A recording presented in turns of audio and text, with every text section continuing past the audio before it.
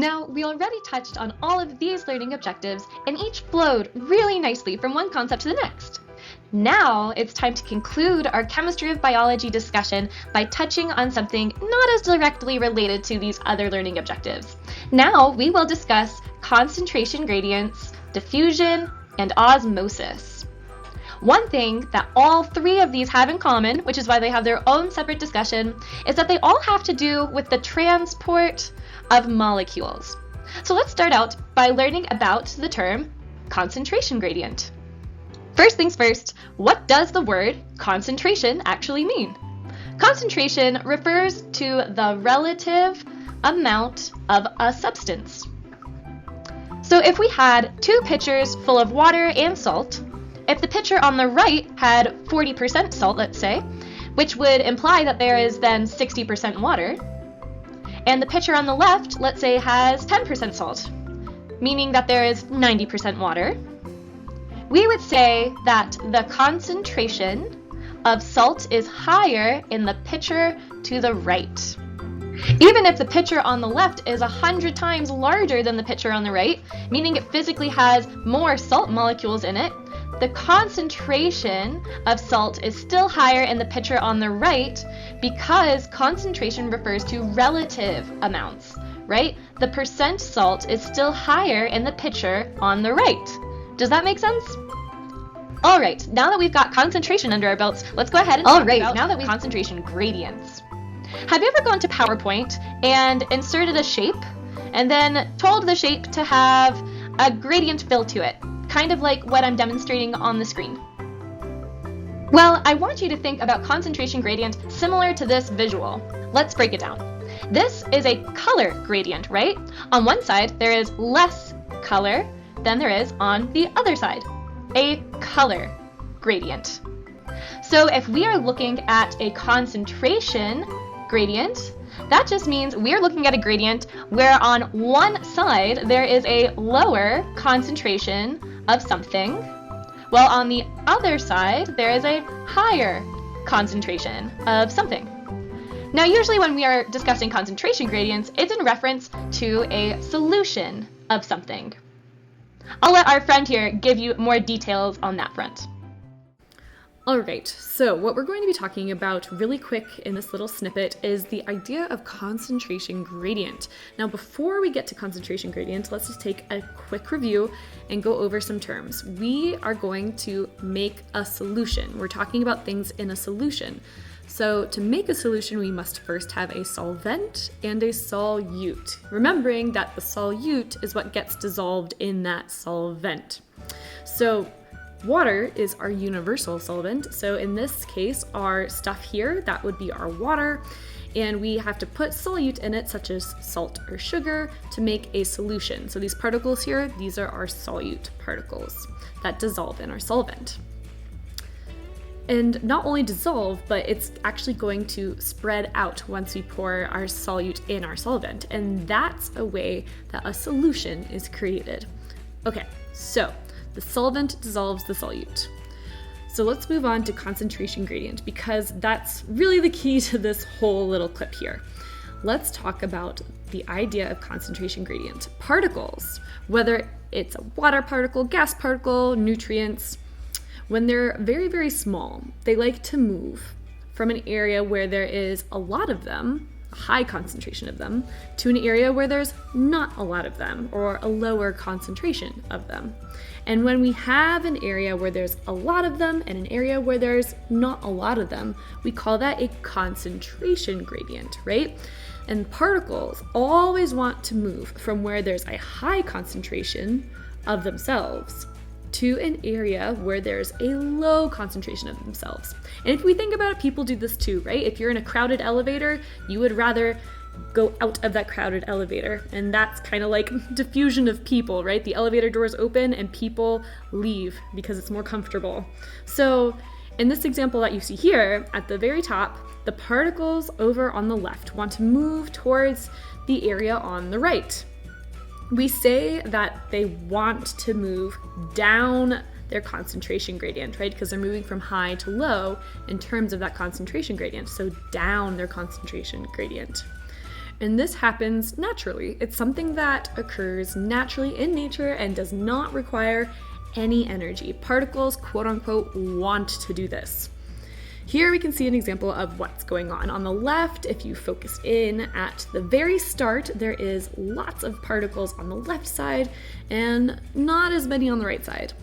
The left side we would call a high concentration. The right side we would call a low concentration. Now, in this case, they're able to move across the membrane, and when they do so, they almost always move from high to low concentration, right? Now you might say, well, hold up a second, they actually seem to be going across the other way too. But that's because particles move randomly. Their movement is random, but they do, quote unquote, want to or tend to move from high to the low. And they will continue to do that until they reach something called equilibrium, where there's a balance between the two sides. So the flow goes in both directions randomly, but the net flow, where the majority of the flow happens, goes from that high to low. So at the very, very end of this example, you can see that they are at equilibrium, very briefly, where we have the same concentration of molecules on each side. Now, will the particles ever stop moving? No, they will keep moving actually. They'll keep trading places back and forth even when they're in equilibrium, but they'll move back and forth at the same rate if they're at equilibrium. Okay, when they're not in equilibrium, when we have a high concentration on one side and a low concentration on the other side, they're going to want to move from the area of high concentration to the area of low concentration. No energy required. It's a natural process that happens. So now, circling back and diving into your next check-in question, this is check-in number 29. Complete the sentence. If your friend were to tell you that the blue particles, shown here, are moving down their concentration gradient, that would mean that the blue particles are... Okay, so that's concentration gradient. Now let's build on this to discuss diffusion. So after hearing about concentration gradients, we know that stuff naturally moves from an area of high concentration to an area of low concentration. When particles follow this natural flow of movement, we call that movement diffusion. An example I love to use for this is smoke in a jar. Imagine, if you will, we had a closed jar full of smoke.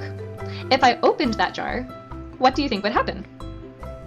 Right, the smoke would diffuse out of the jar and into the air. The smoke particles are moving from an area of high concentration of smoke, there were originally more smoke particles in the jar, right? To an area with a low concentration of smoke. There were originally less smoke particles in the air.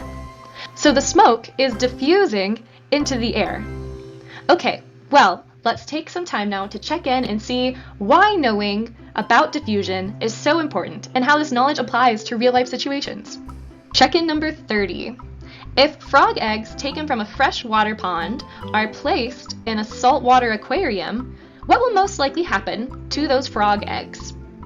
Well, let's think through this one together, shall we?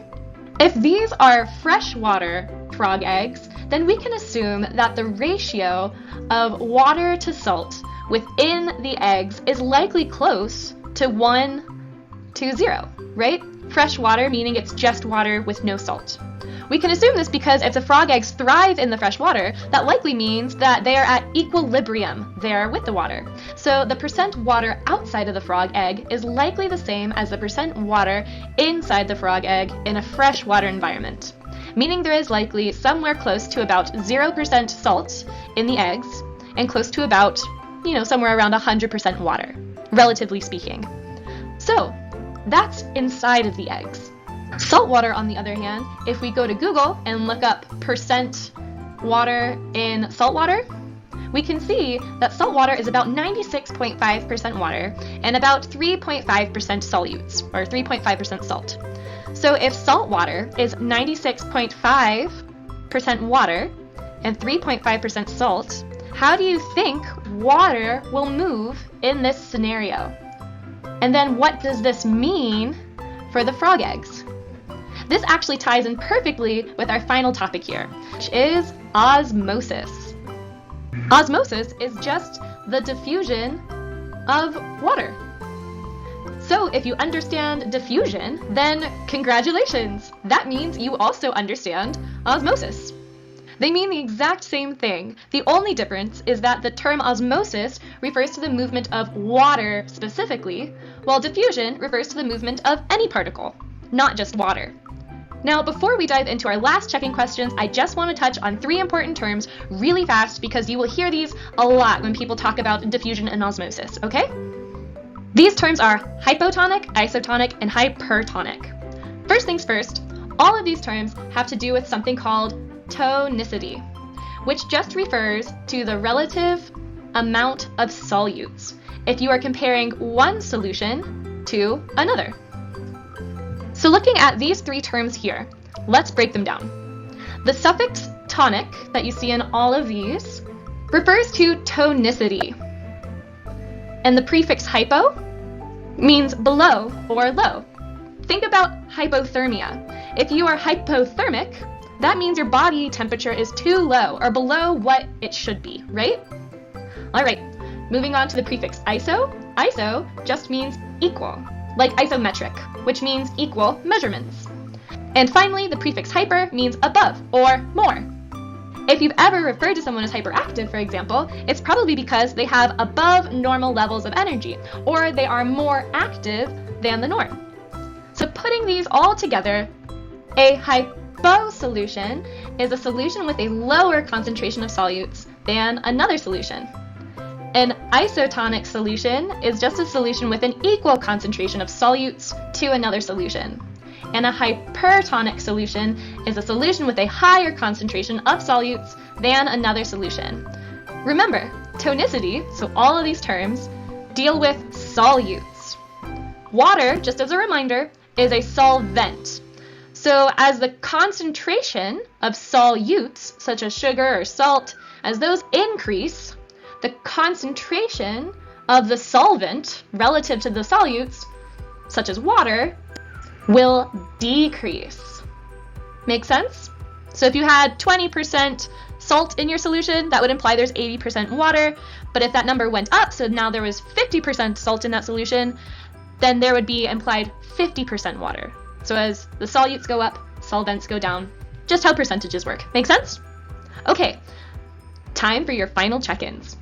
Here's the scenario. You submerge a cell in a beaker full of a solution made up of 10% sugar and 90% water. The cell is composed of 30% sugar. Answer the following questions. First, what is the percent water in the cell?